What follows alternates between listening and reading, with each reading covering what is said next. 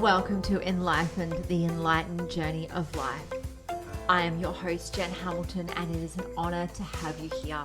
I am a conscious life coach and women's empowerment mentor, and I activate a potent level of self and soul inquiry with my clients, which initiates deep and lasting transformation in all areas of their lives. I am here for the full human experience, authentically and audaciously sharing my magic with the world. On this podcast, we're all about mastering life on the way to enlightenment. And as we are here having a human experience, we might as well embrace it all. We play in the space of what is real and tangible, just as much as we play in the space of esoteric and metaphysical. You'll be ignited by deep conversation, whether through my own personal musings, interviews with incredible thought leaders around the world, and everyday divine humans sharing their soulful stories. Thank you for being on this journey. Let's dive in.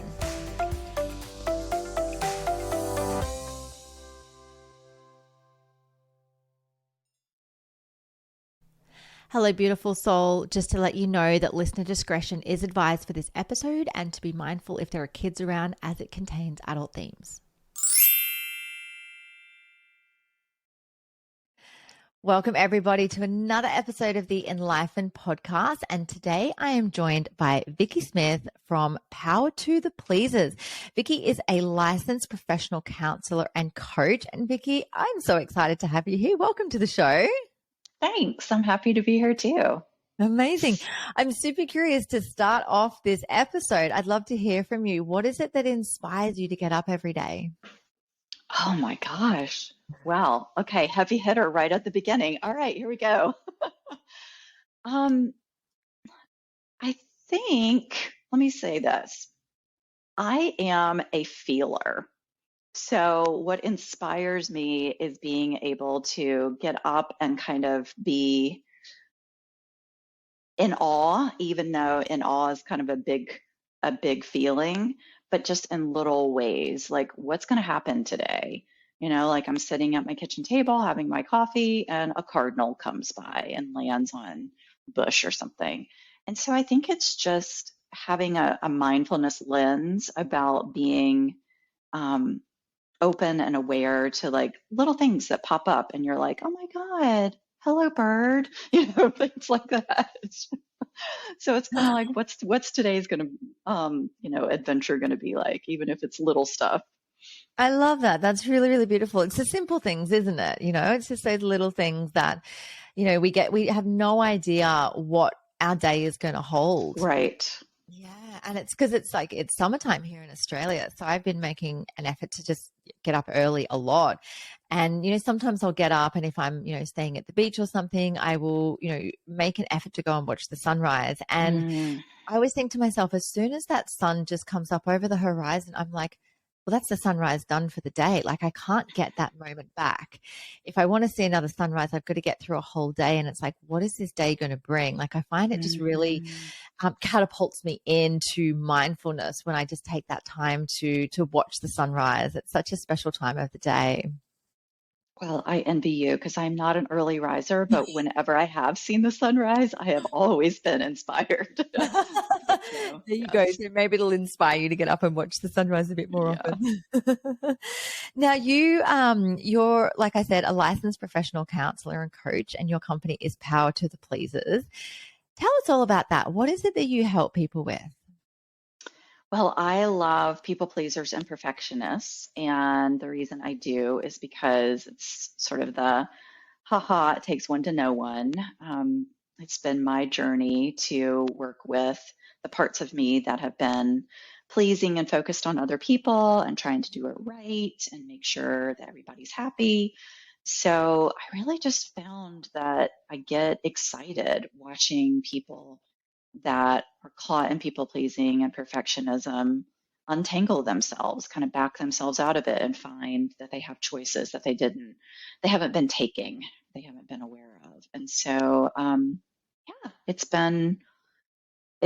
it's jazzed me up to see people find their voice and show up and speak up and start to enjoy relationships more. I love that. I love that. Where does it come from? Where does it all start from? Where does people pleasing and, perfectionism come from? Well, being a therapist, I can't ignore that the early childhood experiences really do form us. So, as far as the general take on where people pleasing and perfectionism comes from, it's the environment we grew up in and what we adopted from our parents, our caregivers, those people that were important authority figures in our lives about how to be in the world. And so I think a lot of us tend to come from families where there was maybe there was addiction in the and with one of our caregivers and they were absent or they weren't able to really tune into us. And so we kind of overcompensated and made sure that we were getting attention by making them happy, making them smile, or just not causing any problems. So it could be, a family member or a caregiver that had addiction or just wasn't. I don't know if you've heard the term emotionally immature parents, but it's coming more onto the scene. Um, so I think a lot of the emotionally immature parent characteristics encapsulates where we go, okay, I've got to I've got to take care of my own self. I've got to take care of these big feelings I have because my parent isn't really there for me. But I also still need to be connected to this person because I'm a kid and I don't know that I'm, you know, unconsciously taking care of myself. I just feel what it feels like to not be connected to my parent. And so I'm going to do whatever I can to get Mm. positive feedback and connection from the people that are taking care of me. Yeah. And through my experience, also through coaching, do a lot of inner child work and even really like so much deep levels of self discovery. It's that Mm, desire for validation. It's that essentially that dopamine hit that we get from being validated for doing the right thing and being mm, praised for doing something. And when we do the wrong thing, we're reprimanded or punished, or we could even be abused for it, in some yeah, family dynamics. And so it's those early years where we start forming those learning behavioral patterns that says, I need to do this in order to receive this.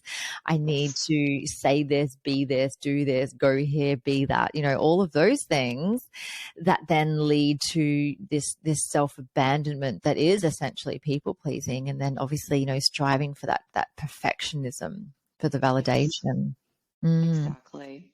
If I can have reflected back to me something positive, then I will repeat that, right? yeah. And if it takes a lot of work for me to get that positive feedback, um, I'm going to get really smart about how I do it to cut down on all the work I have to do.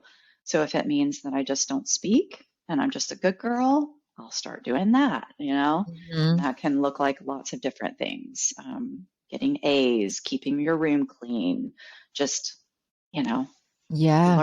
learning how to vacuum the house when you're even when you're a little kid and you're like, oh, Yeah. this makes my parents happy. Yes, yes, I got a treat for it. I got, I got food for it. I got a toy for it. I got praise for it. Yeah, Hmm. all of the things. It's so interesting, isn't it? Like, and, the work that I've done around, my own childhood and my own experience, and just that deep level of forgiveness as well for my parents that really just didn't even know any better, because of the way No. that they were brought up and their view of the world and their experiences. Even though, I have the capacity to harbor so much anger and resentment, I choose not to, because it's like, well, they were doing the best that they could with what they had and what they knew. And I think now we've got this different level of consciousness. We've got this Hmm. understanding. It wasn't like they didn't have the option to be, counseled through people pleasing, as the way we do in Hmm. our generation. It's just something that runs, continually so deep for them, in fact. I'm glad that you've gotten to that place because I think that is one of the major stumbling blocks with people pleasers and perfectionists is I didn't get this from my parents. I didn't, it's just sort of that kind of just go through it over and over again. Why didn't I get this? And so to release yourself from that is a gift because you Mm. can see that every generation, yes, we build on what we knew before and what we saw them learn from, from their mistakes, and we take this learning that we didn't have to go through, and we explore and do new things. And so we just keep expanding our awareness around relationships. And they did not know.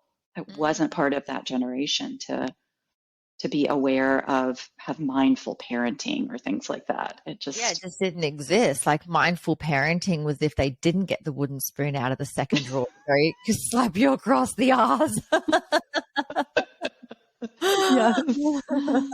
Yeah. And it's interesting, isn't it? Because I always look at my children, obviously their generation. I'm like, I wonder what I'm doing to fuck them up so much now that they will be in therapy in 20 years' time going, you didn't do this, mum. I'm feeling really like, the same way I have been towards my parents. I think Hmm. it's such a generational thing. Like, I don't have the level of consciousness that no doubt they will have in, 20 years' time. And it's one of those things, isn't it? We do what we can with what we have and what we know to the best of our Hmm. ability. And that's all we can do. I know. I know. So to allow that, right? To allow the people that did the best they could teaching us about the world and how to, how to talk or how to interact with people, or um, to allow them to have had their skill set and give it to us and then allow us to add to it. It's like, okay, that's some compassion right there, right? Where Mm. when we let people be who they are and we realize that it wasn't, a lot of times the neglect, I think we feel, was just, unawareness from our parents. It wasn't intentional. Of course, people did have difficult experiences with their parents and dysfunction in the family that was harmful. But I think sometimes we come away and we realize, like, it was okay. I was all right. I just didn't know I needed this until I read this self-help book when I was 30 years old. Right. And then it's like the can of worms has been popped open and you just can't get those worms back in the can once Right, they're open. right. I always say once you know the things, you can't unknow the things. And so what is it that you see presenting in, people that come to see you? What are some patterns that perhaps you notice in people that have these people pleasing and perfectionism tendencies? How do you essentially say, yes, that's what that is? Like what are they presenting with that is quite common or that's, duplicatable essentially between people? Right. I think the fear of having confrontations, of fear of conflict is one. Um, the inability to really know what they want is another. People are so focused on making the other person happy, making sure they feel liked. I think that's another one. People will come in and say, like, I just don't want to worry so much about whether somebody likes me. And, I don't want to think about it so much. I don't want to replay conversations I've had with someone or have to feel like I have to prep myself for a future conversation, and just have that worst case scenario in my mind that they're going to be mad at me or judge me, or I'm going to come away feeling rejected or disconnected from them. I think it all shows up in how their relationships are feeling, if they're satisfied with their relationships, that they feel fulfilled with the people that they are close to. If there's a lot of worry and a lot of inner critic about who they should be and how they're missing the mark, then it can show up in people pleasing and Mm. making sure that I'm doing it right. I call it doing it right and being polite. Like, if we get caught in those, then, and that's sort of the theme of what people present when they come to therapy or coaching, then I know it's like, okay, yes, this is a people pleasing part of your personality that's taking over. Mm. And so anyone that's listening that's like sort of nodding their head going, oh my gosh, that's me. I'm the classic people pleaser or perfectionist, that's that self-abandoning personality. What is it that they can do? Where can they even start to, journey through healing to move through it? What does that look like? I like to use the parts of the personality as a great way to start the process of your inner work because we do have lots of different parts of our personalities that help us organize and manage our days. And some of them are about protecting us from people, right? So sometimes we put on a good image because we don't even want somebody to see, like, you hear this all the time. If people really knew me, they wouldn't like me, right? So we do a lot to protect ourselves from judgment, but we also do a lot behind the scenes to manage down our own feelings. So I like to think about that. It's not something I made up. It's called internal family systems. It's a psychotherapy model. But I like to use that as a way of saying, like, there are parts of you that just get behind the driver's seat and you don't realize it. So let's start to bring some awareness to how you do manage and orchestrate and organize your life. And I call it your inner advisory council. So I like that. these are the parts of you that are always having conversations that you're having in your head. Um, and we map that out. How do you get through the day? What do you feel like is important? Um, what are your thoughts, your feelings, your emotions that motivate you or propel you to act in the way that you do? And so it helps people kind of separate from their behavior because a lot of times people can say, oh, that's just me. I'm just a yes person. I just avoid conflict. And it's like, it's a part of you. Mm. And it feels like it's a part of you and you separate from it a little bit. You feel like you can have some control over it or Mhm. some influence in how it shows up in your life. That's where I start. Yeah, I love that. It's interesting, isn't it? Because I see that, through coaching and psychotherapy, hypnotherapy as well, that external locus of control and that stable Hmm. attribution. It's like, well, I can't help this. I'm stuck in this way of being. My parents were like this, so I can't have a different experience. And ultimately, once we decide that we want to create change, we can, and we've got this beautiful thing called mind plasticity where our brains aren't stuck and we can create new neural pathways. We can have a complete change of experience, a complete change of mindset. And, there's many different ways in which to achieve that, whether it's through, therapy, coaching, hypnotherapy, working even with different plant medicines, working with ceremonial Hmm. cacao. I even notice, even I have that every day and, sitting with intention and being in any sort of a ceremony can create change. And, it is about having that awareness of your feelings and allowing the space to feel your feelings and hold that space for yourself to be just like, I'm angry, I'm really sad, I'm Hmm. really disappointed, I'm hurt because of this situation, and just allowing those feelings to be there as opposed to making them wrong. And I think Hmm. I do a lot of work with people around feelings, and I've worked with one particular client where she couldn't identify her feelings because she had been so numb, and she actually got a book. It was almost, I think it was a kid's Hmm. book that sort of said, these are my feelings, and she's like, yes, that's what I'm feeling. Hmm. Because it was like, oh, okay, that's what that is. It had been so long since she'd felt something for so long. And, there is the chance to change, there is the chance to Hmm. create a whole new experience of life if we want to, if we allow ourselves to do so. Yeah. What are your thoughts around, boundaries for people pleasers? Like, do you find that people that have these people pleasing tendencies have a lack of boundaries or aren't able to communicate their boundaries because they haven't felt safe to do so previously? Exactly.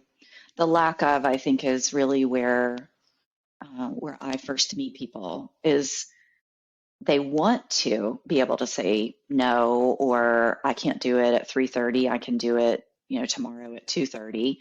But they're convinced and they're already in the feeling of fear that the person that they're going to be sharing that information with is going to be upset with them and Mm. criticize them or judge them or, yeah, just create a negative feeling in them. And so they shy away from them. but then they have a lot of built up anger inside that, as you were talking about your client, I was thinking, yeah, the emotional intelligence work and mindfulness of emotion, those can be really helpful to say, like, yeah, you are saying that you can do it at 3:30 today, when it's really a no and something is building up inside, but you haven't addressed that. So setting boundaries is more than just saying, I can do it tomorrow at 2:30 instead of today. There's Mm, so much that happens underneath the surface. So um, hurdles around setting boundaries is where I spend a lot of time with people. But mm, I don't even expect clients to just start saying what they want. We have to figure out what's going on internally so that they can begin to say it without having such a, like, cross their fingers, hope the other person understands, and never have to repeat it, never have to stand behind it. Um, so there's a lot of under the surface work that we do to calm down and get clear before we even start to think about what those words would sound like coming out of your mouth. absolutely. Because that's the thing with boundaries. Like, it's all well and good to have them, but if you can't even get to the point yet where you feel comfortable to not only have them, but to express them and Mm-hmm. have someone honor them. And if they don't honor them, then take that step to say, well, hang on a second, you've crossed my boundary, or I'm not comfortable in this place. Or, checking in with your own boundaries to say, do I need to shift the goalpost? Is this me? It's that Mm-hmm. emotional intelligence, isn't it? And when we've had the experience, perhaps growing up through childhood, through jobs we may have had where we have had our boundaries crossed or our feelings stamped down, it is hard to be able to say, well, I didn't even want to make a boundary because I don't even know how to express it because of what might happen. Right. It stops you before you even let your mind explore what you would want to say. Mm, Um, and I think that's where doing some calming of the nervous system can be very helpful. It's also naming what you're feeling, right? And learning how to work with what you're feeling, work through it. And, in mindfulness, we say something arises, it exists, and then it passes away. mm, So, recognizing that there is a wave of emotion. So if you have a fear of conflict, it's not, let me just avoid everything that could potentially show up as conflict and scare me. It's, well, let's think through this a little bit and let's identify where we're getting caught in our feeling and our body. And then let's see if we can work with that. Not if, let's see how we can work with that. mm, So you can feel calmer inside, and then you can have your prefrontal cortex online for you to actually think through what's true here, what's reality. I know the fear has blocked me, but if I can work through some of that and then get clear about what really is true, um, then maybe I can begin to state what's true for myself mm. without having to have it be aggressive or, a whisper. It's like, I'm just communicating with someone. I'm not stating a boundary and preparing for conflict. It's like I'm just communicating. Yeah, it's just essentially it's a conversation, isn't it? And Yes. it comes back down to feeling empowered and confident to be able to express what it is that you desire and don't desire. If feeling those feelings, like there's so many pieces to this, isn't there? Yes. That's why I say when people show up and they start to kind of tell the story of where they've been and where they want to go, I want to be able to set boundaries is usually in there somewhere. That's where I want to go. I haven't been able to do it. I've been a doormat or however they judge themselves, and their inner critic is on their butt. And I want to be able to do this thing. And they think that it's such a journey from feeling like a whisper to like shouting it. It really isn't. It's really more about calming a lot of what's happening inside and then when you're clear about something, you're clear about it. There's not Mm, a lot of mind drama around it. mm, I always use this example with clients that I don't like tuna fish.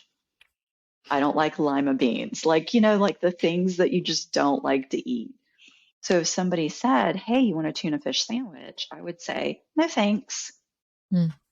I mean, that's sort of setting a boundary. That's definitely saying no to someone, but there's no drama inside because I know clearly that doesn't fit for me. And you can extrapolate on that.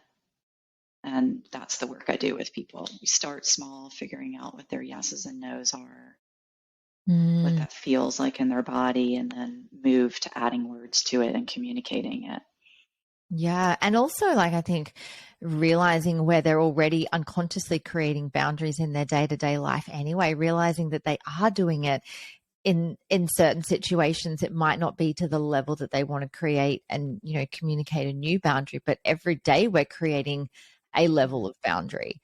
And one of the things that, I love mindset, the subconscious mind, how we process things. And, I think for someone that does have these people pleasing and perfectionism tendencies, that the gap between where they are and where they want to be when it comes to creating these boundaries, they've made it so big in their mind that there's created separation and such a big gap when, if we essentially, and all it is it's a thought process. All we've done is, I Mm-hmm. think it's going to be so far away, and there are, techniques in which we can close that gap so that it doesn't feel like it's like a massive Mount Everest in front of us just to create a boundary. In fact, it's like it's a little bump in the road, essentially. Yeah.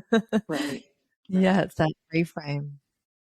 Yeah, and that's where I love mindfulness. That's how it's such a foundation for. I felt like when I sat in a mindfulness class and somebody started sharing mindfulness skills to me, I thought, this is how you do life. Like, why aren't we taught this, as little people to be able to work with what's happening in our inner world so that we aren't just, a bunch of reactivity, pinging from one thing to the next and trying to, find little scraps of safety and connection. Like we could really find it and enjoy it inside of our skin and inside of our minds. And so, yeah, I think that the skills of mindfulness have been enormously helpful for me moving or kind of creating that bridge from where I was to where I am now. And there's still a bridge to be built, right? But it's definitely been something I can lean back on. I know that I can tune in. I call it a U-turn. I can turn my attention back to myself, check in. I actually have some things that I can do to kind of ride the waves of a thought or a feeling or a sensation. And Mm. then I feel capable and I feel calmer, and that's what confidence feels like to me. Calm and capable. That's confidence. I love that. I love that. So, what are some of the ways that people can feel more confident setting boundaries and then sticking to them? I like to do the parts work. So I like to help them identify that there is a people pleaser part first. Mm. And then I like to help them recognize like this is how this people pleaser part has taken the wheel a lot of times. It's because of fear. And so if I can address the fears I have, if somebody is mad at me or doesn't like me, then I have a whole different perspective about how to show up with people. My fear isn't driving the car, and I'm not um, sort of at the mercy of this people pleaser part, trying to figure out how I can be a chameleon and make everybody else, feel comfortable and happy. So I think it's really figuring out what your yes is and what your no is and feeling it in your body. If I can feel a sense of solidity or centeredness or groundedness, and that feels different to me than it would to you if you use those same words. But if I can get that visceral feeling then I know I can trust that. I can find that and I can trust it when I find it, that I can stick behind what the words I'm saying right now about Mm, it won't work for me today, but it'll work for me tomorrow. Um, it's mindfulness and working with the people pleaser part, helping that people pleaser part calm down a little bit and not feel like mm. everything is a high level threat if somebody's upset or um, disappointed. That's a kicker for a lot of us. I don't want to It's a big disappoint one, isn't it? anybody. Yeah. Hmm. Yeah. Can someone ever really stop being a people pleaser? Definitely. I mean, you were talking about change earlier, and I believe that these parts of us, once we unblend from them and we move from just getting caught in habitual patterns of saying yes before we even think about it and checking in with ourselves, we can make changes to the way that we show up in relationships. And so, again, I love working with the people pleaser part and saying, this part, we can turn the volume down on this part. It can still be there. You can still be a person that is very perceptive of what other people need, or I call people pleasers great at reading the room, right? Mm, You can still have those antennas, but they don't have to be honed into a threat. They don't have to be honed into protection. They can be honed into picking up when a friend needs you to just listen instead of, offer advice or something. They can be ways that you can connect with people where you can feel like you're caring, but it's not draining you. So I don't think we ever get rid of our people pleasing pattern or habit or part of our personality, but we can definitely let it sit in the back seat instead of the driver's seat. And mm. again, I think it's by helping ourselves move through the fears we have and the beliefs we have about what will happen if somebody isn't happy with us. Yeah, yeah, it's so true, isn't it? And I like through my own experience, and as you mentioned before, the feeling that we have, so it's the feeling that we get when we create the boundaries and we say yes to what we do want, we say no to what we don't want, we ask for what we want, we Mhm. receive or we receive feedback from it.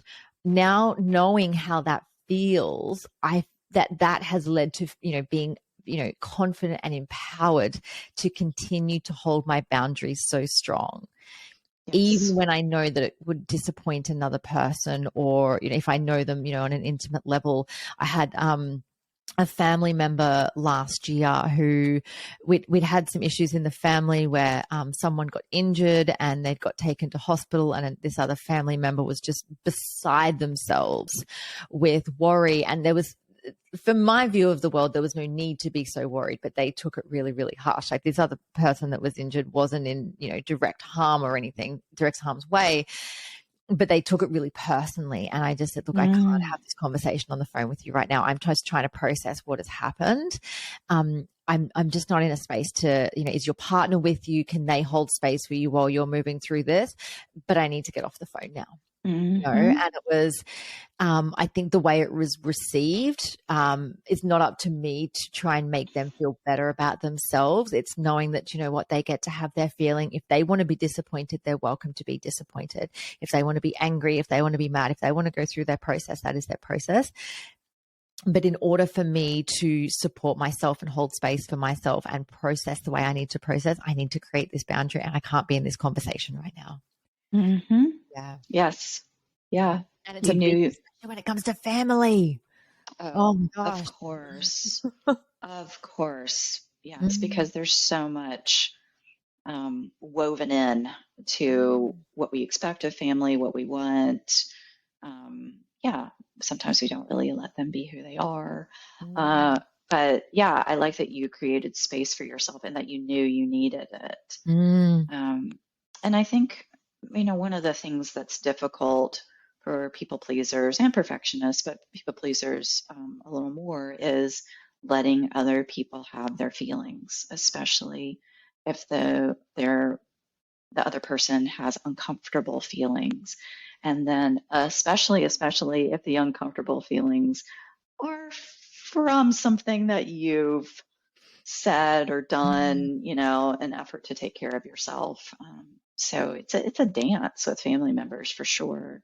mm, But to trust, I'm going to let you have your feelings about this.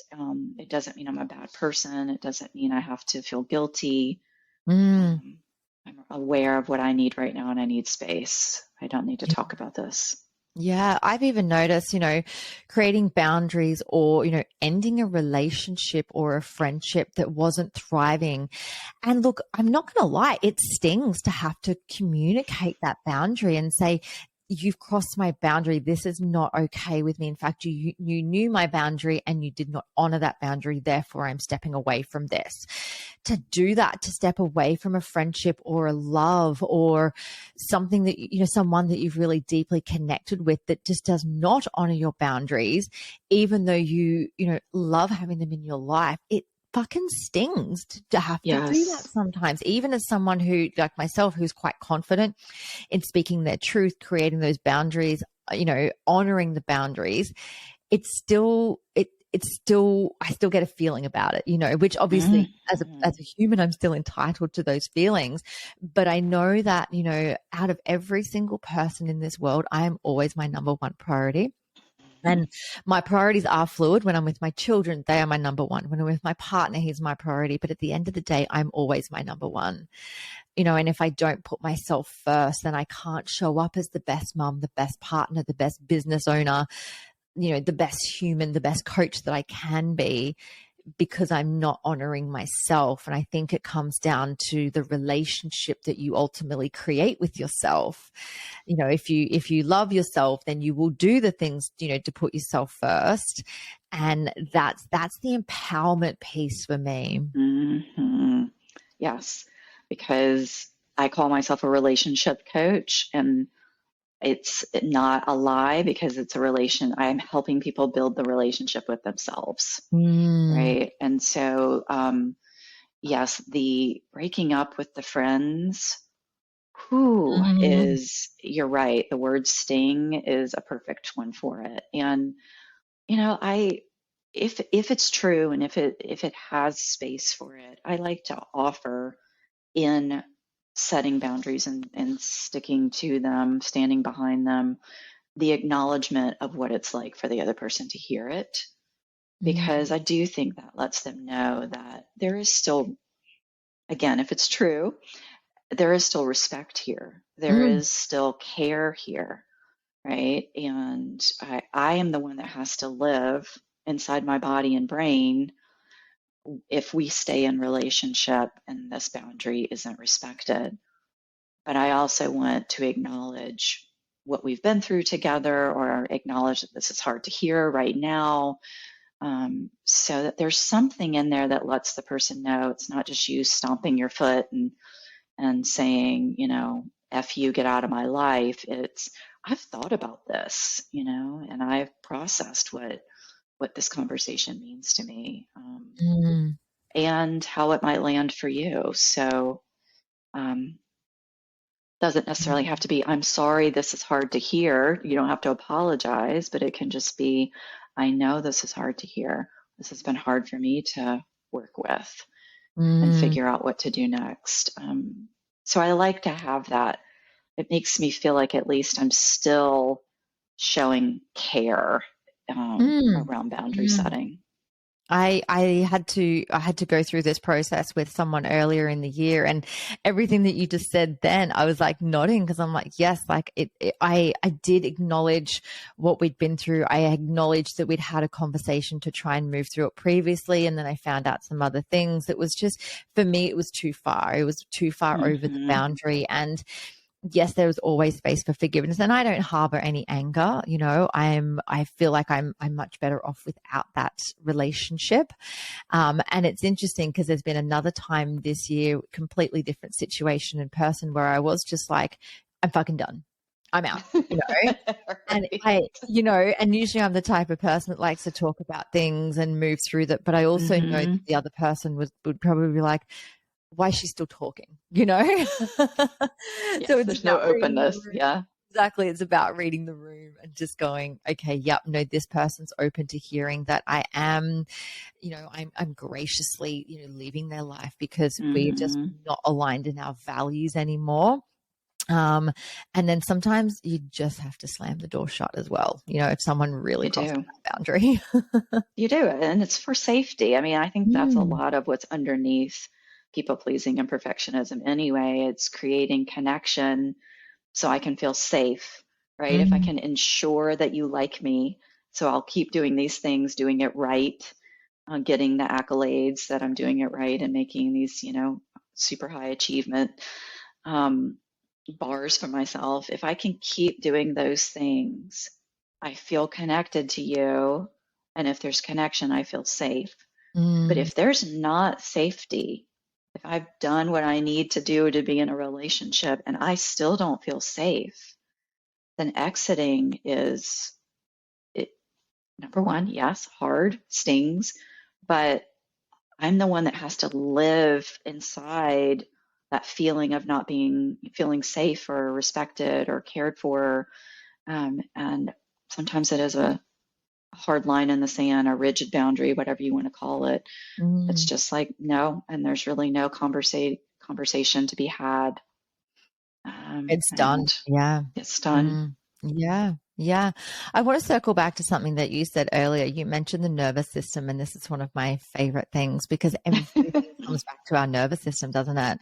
If we have a regulated nervous system, if we're able to, exist more in our parasympathetic nervous system, so the rest and digest that we're in, we are able to think more clearly. We Hmm. are able to speak our truth because, when we're in the state of that fight, flight, or freeze, or the sympathetic nervous system, where even though as humans we're designed to, go into this state because it is there to keep us safe.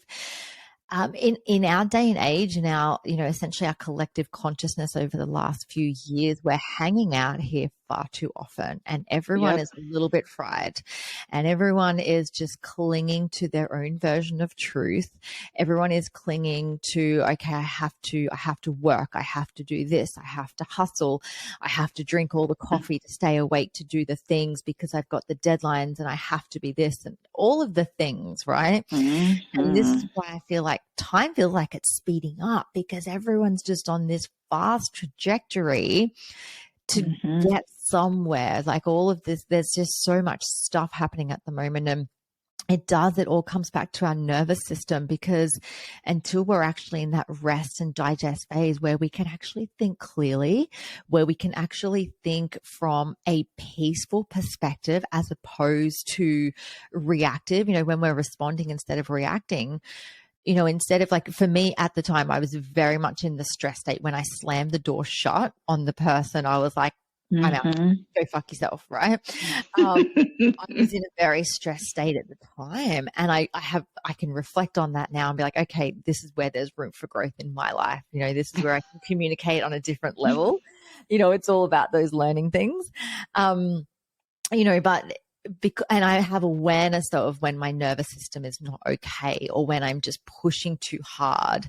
What would you say, like, obviously, like you mentioned, working with the nervous system, what is your view of the world, around the people pleasers and the nervous system? Do you find that there is a link between the two of them? Like that, yes.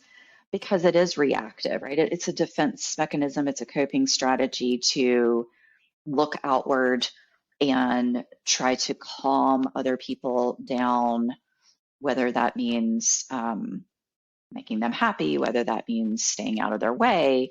It's definitely a coping skill. So it lets you know that something's firing inside where I don't feel like I'm in a safe and connected place. So there's two sentences that I borrow from Deb Dana, who does polyvagal theory work, and it'll let you know where you are in your nervous system. she has like 3 different sections of the nervous system that she breaks it up for us lay people. Um, and one is safe and connected, one is fight, flight, or fawn, which is people pleasing, which is the activated sympathetic nervous system. And then the other one is freeze, which is going to my turtle shell, numb out. So the 2 sentences that she uses that I always share with clients to help you figure out where you are is, I am fill in the blank, and the world is fill in the blank. So if you're in a space of sympathetic arousal, is what they call it, right? Reactivity, fight or flight, then you could answer that question of, I am scared, I am agitated, I am anxious. And then you answer or fill in the blank of, the world is too big, overwhelming, moving too fast. So I like to let people know, like, they can always use those as ways to figure out where they are. It might be kind of interesting to fill in those blanks when you're in freeze, right? Mm, But it could be, I am numb and the world is very far away, or something like that. mm, So I like using that as a way of pinpointing where you are. And I think for people pleasers, some of those fill in the blank questions can be they're pretty similar, right? mm, I'm anxious is a great one, and the world is a big place. The world is overwhelming, or something like that. mm, Um, so there is definitely a connection between feeling fight, flight, or fawn, which I love that there's now fawn as an option, mm, because it is people pleasing to a T. And the way that the outward behavior reflects what's happening in your inner world. And so therefore, inner world is nervous system. Where am I? Am I in sympathetic, or am I feeling safe and connected? I love that. I love that. If you could give like the listeners a piece of advice, what would that be? Just a general piece of advice Just a around general this. piece of advice. Yeah. I think it would be around self-compassion. I Mm, think it would be around curiosity, learning the skill of curiosity, so that when you turn towards yourself, you can be curious about what's happening. That's how you're going to get to know all these things we've been talking about today, what your body feels like, what's happening in your nervous system, how to get your thoughts clear, how to feel empowered. We have to start with learning to be curious about what our current experience is. I love that so much. I love it. Vicki, this has been absolutely incredible to talk about. I am so passionate about this topic and, supporting people to have a different experience of life. And like you said, to Yes. be curious, and to, if you want to live an incredible life, an even more incredible life, you have to put yourself first. And one of those things is checking in with, is there those people pleasing tendencies, or those lack of boundaries, or all of the things that we've talked about today. How is it that people can get in touch with you, work with you, find you? How do we connect? Oh, yes. So I'm on Instagram, Power to the Pleasers, website, same, Power to the Pleasers. And I do one-on-one coaching with people. I also have a new masterclass coming out in the beginning of the year about decision making, Mm-hmm. how we can actually choose ourselves without guilt, and kind of decision making without having all the mind chatter and self doubt. So that'll be available for folks in the beginning of the year, and you can find it on the website. And of course, I'll be talking about it on social media. Of course, of um, course. yeah, and Amazing. I also have a podcast of the same name, Power to the Pleasers. So there's lots of Amazing. ways. We will link to all of those things in the show notes. So for those that are tuning in, so the masterclasses will be live in January 2023. Is that something that will be available for replay afterwards, Vicki? Oh, definitely. Yes, Okay. definitely. I think I Amazing. might even skip a live version of it and just go ahead and get it out because it's right there and it's ready, Mm, and so people don't have to sign up for the live version. They can just get it when they need it, and it's available. that's perfect. I love that. And before I let you go, I've got one last question. To you, what is the meaning of life? Oh God. I love your heavy hitter questions. They're making me think about stuff. Um, I think it's connection. Mm, And I don't think that it has to be connection with people. I think can be connection with nature, connection with spirit, and then of course connection with yourself. So I really feel like knowing yourself is that's what I think our life lessons are about. So the meaning of life is how do we connect? How do we connect to ourselves and something bigger? I love that so much. Thank you so much for joining me for this episode. I have loved chatting with you about all things nervous system, people pleasing, perfectionism, and you've given some great advice to our listeners. So thank you so much for joining us.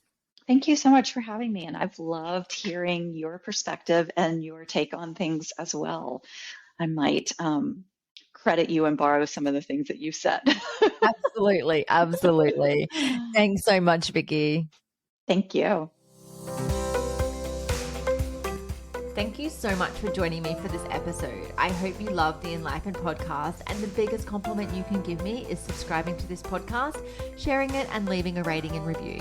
Feel free to follow me on Instagram. My handle is @JenHamiltonOfficial, and the podcast handle is enlightened_podcast. You can also find the video version on YouTube on my channel. Just search Enlightened and don't forget to hit subscribe. Have a beautiful day and enjoy living the enlightened journey of life.